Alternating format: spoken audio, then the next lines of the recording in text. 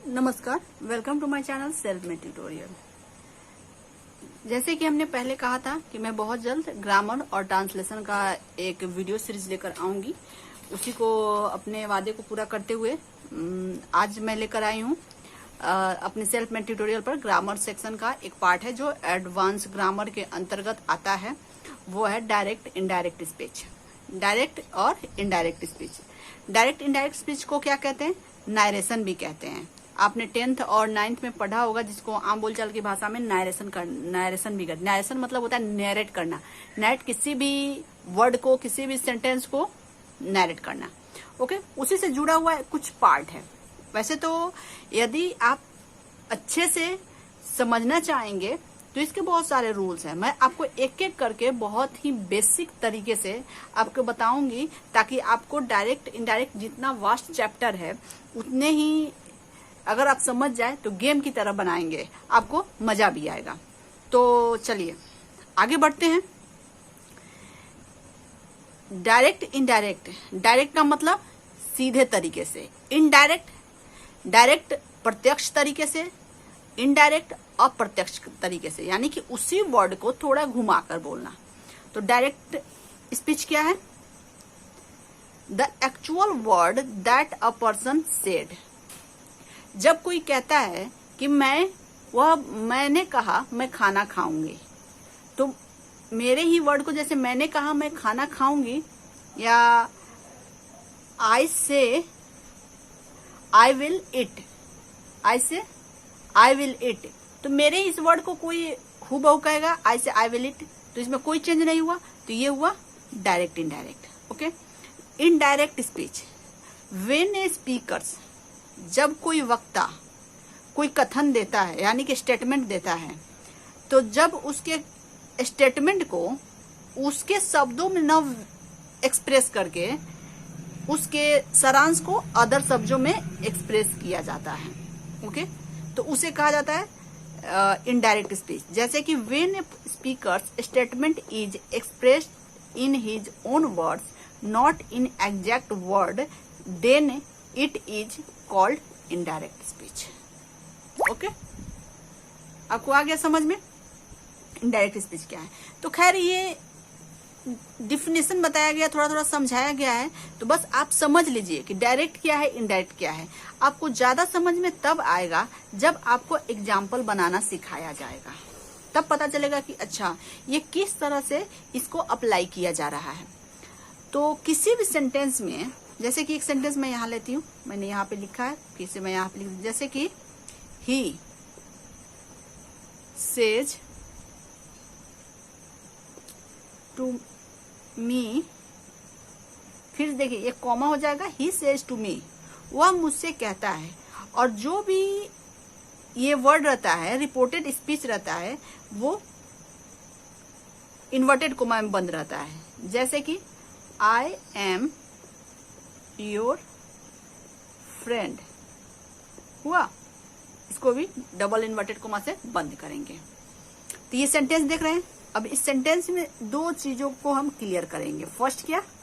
Reporting verb, और second reported speech. तो reporting verb है, तो इसमें वर्ब है, इसमें देखिए आप, इसमें वर्ब है। आप इस सेंटेंस को, एक मिनट, अब इस इधर के सेंटेंस को देखें, आई एम योर फ्रेंड, मैं तुम्हारा मित्र हूं। यहाँ देखें, ही सेज टू मी, वह मुझसे कहता है। तो इसमें हेल्पिंग वर्ब है, लेकिन वर्ब नहीं है।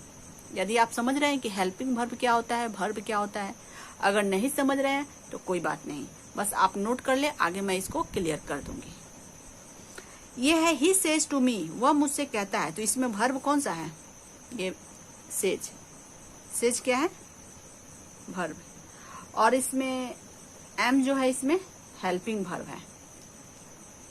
जो भी कनेक्टिव वर्ड रहते हैं, जैसे कि कोई भी वर्ड होता है और उसको कनेक्ट करके एक सेंटेंस बनाता है, तो उसको कहते हैं हेल्पिंग वर्ब। और वर्ब क्या है? तो जिसमें सेज, रन, वर्क, वीप, ये सारे वर्ब होते हैं। जिससे कोई एक्ट का पता चलता है, यानी कोई कार्य करता हुआ दिखता है, तो उसको हम लोग वर्ब कहते हैं।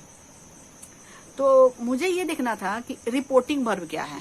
Okay, reporting verb, he says to me, तो ही सेज टू मी में ये सेज जो है रिपोर्टिंग वर्ब है। ठीक है, इन्वर्टेड कोमा के बाहर हमेशा देखा जाता है, ये इन्वर्टेड कोमा के बाहर एक ऐसा वाक्य रहता है जिसके वर्ब को रिपोर्टिंग वर्ब कहते हैं। इन्वर्टेड कोमा हुआ यहाँ, आई एम योर फ्रेंड, इसके बाहर एक ये वर्ड है, तो इसमें से ये जो वर्ब है तो इसको कहेंगे रिपोर्टिंग वर्ब। ओके, अभी क्या था सेकंड, तो इसको हम ए के अंतर्गत रखेंगे। ठीक है, और इसको बी, बी मतलब ये ध्यान दीजिएगा, रिपोर्टेड स्पीच, रिपोर्टेड स्पीच मतलब he says to me I am his friend. तो रिपोर्टेड स्पीच को क्या करेंगे, हमेशा ध्यान रखिएगा कि रिपोर्टेड स्पीच जो होता है इन्वर्टेड कोमा से बंद रहता है या इन्वर्टेड कोमा के अंदर रहता है। ओके, तो इसमें he says to me I am your friend, I am your friend जो है क्या है, रिपोर्टेड स्पीच। ये क्या है, रिपोर्टिंग वर्ब। आया समझ में, ये रिपोर्टिंग वर्ब, ये इसमें से आ जाएगा रिपोर्टिंग, आइए रिपोर्टेड स्पीच। आपको आ गया समझ में बेसिक जानकारी, डायरेक्ट इनडायरेक्ट। डायरेक्ट क्या होता है, जब जैसे इसमें he says to me I am your friend, जैसे वह मुझसे कहता है कि मैं तुम्हारा मित्र हूं, तो ये सेंटेंस कौन सा सेंटेंस हुआ, अब पूरे सेंटेंस को मैं बताऊंगी कौन सा सेंटेंस हुआ, डायरेक्ट स्पीच, डायरेक्ट स्पीच। यदि अब ये चेंज होगा तो चेंज कैसे होगा, चेंज करना मैं बताऊंगी, लेकिन फिर भी मैं अभी चेंज करके बता देती हूँ। चलिए चेंज कहाँ करूँ, यहाँ पे मैं चेंज करके बता देती हूँ इसको कैसे चेंज होगा। जैसे he tells me that, inverted coma हटा तो इसके बदले में हम लोग क्या लगाएंगे, दैट। अब फर्स्ट पर्सन, सब फर्स्ट पर्सन किससे चेंज होता है, सब्जेक्ट के अनुसार, तो यहाँ हो जाएगा ही, दैट ही इज। अब यहाँ टेंस चेंज नहीं हुआ, एम क्या है, टेंस है, लेकिन ये प्रेजेंट टेंस में इधर का रिपोर्टिंग वर्ब जो है प्रेजेंट टेंस में है, इसीलिए एम के बदले में हम जो सब्जेक्ट यहाँ आएगा यहाँ पे हम लोग इज लिखेंगे। यदि इधर पास्ट टेंस में रहता तो इधर भी ये चेंज हो जाता, लेकिन पास्ट टेंस में नहीं है, इसको मैं बताऊंगी, अभी मैं थोड़ा एग्जांपल के लिए मैं बता दे रही हूँ। तो यहाँ हो जाएगा he is second person, your कौन सा पर्सन है, सेकंड पर्सन, तो किससे चेंज होगा, ऑब्जेक्ट से, तो यहाँ होगा he is my friend. Okay, ये क्या हुआ, ये हुआ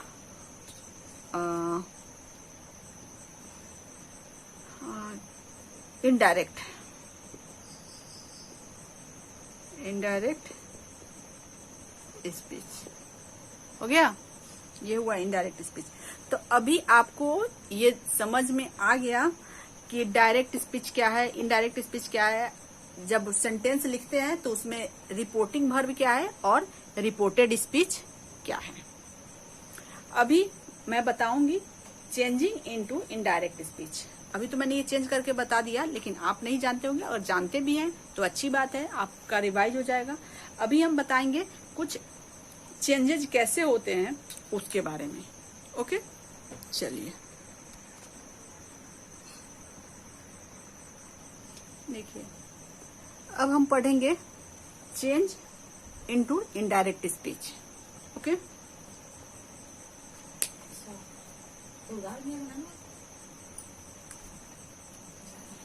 चेंज इनटू इनडायरेक्ट स्पीच। तो अब इनडायरेक्ट स्पीच को चेंज कैसे करना है।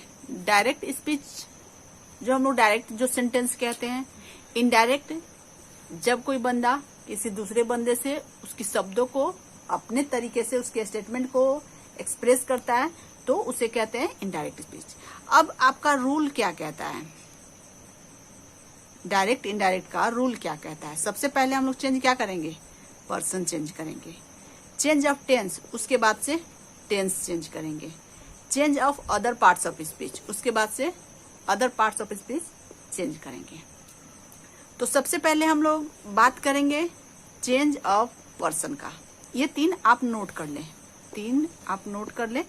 इसके बारे में मैं कल बताऊंगी, क्योंकि अगर चेंज ऑफ पर्सन के बारे में बताना मैं शुरू करती हूँ तो वीडियो लंबा हो जाएगा। यदि आप जानते हैं कि पर्सन को कैसे चेंज करते हैं तो फिर आप कमेंट करके हमें बता सकते हैं। यदि आपको समझ में नहीं आता कि पर्सन को कैसे चेंज करते हैं तो कोई बात नहीं, मैं तो बताने ही वाली हूँ।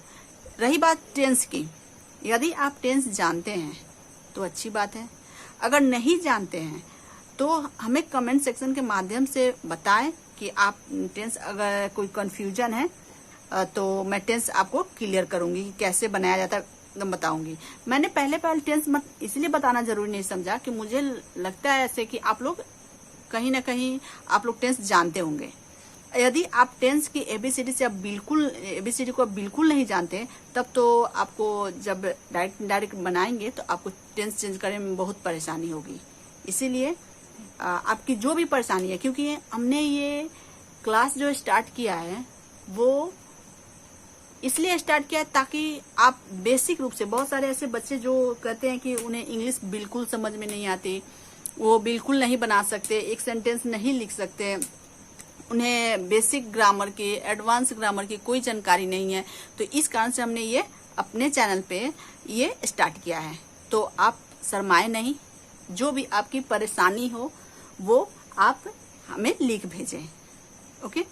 क्योंकि यदि आप शर्माते रह गए तो आप पीछे चले जाइएगा, कभी भी आपकी परेशानी खत्म नहीं होगी। तो आप जो भी बातें हैं बेझिझक होके कहिए, और मैं आपको ऐसे बता दूंगी कि आप एक गेम की तरह, आपके ग्रामर और ट्रांसलेशन जो होंगे गेम की तरह होंगे। यदि आप कमेंट करेंगे तो मुझे अप्रिसिएशन मिलेगा और मैं वीडियो को कंटिन्यू करूंगी और बहुत जल्द आपके पूरे डाउट्स को क्लियर करूंगी, ओके। बहुत बातें हो गई, आज के लिए इतना ही, फिर मिलते हैं नेक्स्ट टाइम, ओके। और आपको ये वीडियो अच्छा लगा हो तो लाइक करें, शेयर करें। अगर आपने चैनल को सब्सक्राइब नहीं किया, जल्द से जल्द सब्सक्राइब कर लें, क्योंकि 10th 11th या जो भी कोई कंपटीशन की तैयारी करते हैं उनके लिए इंग्लिश बहुत जरूरी है। तो इसलिए चैनल को सब्सक्राइब करें और वीडियो को लाइक करें, okay. Bye, thank you very much.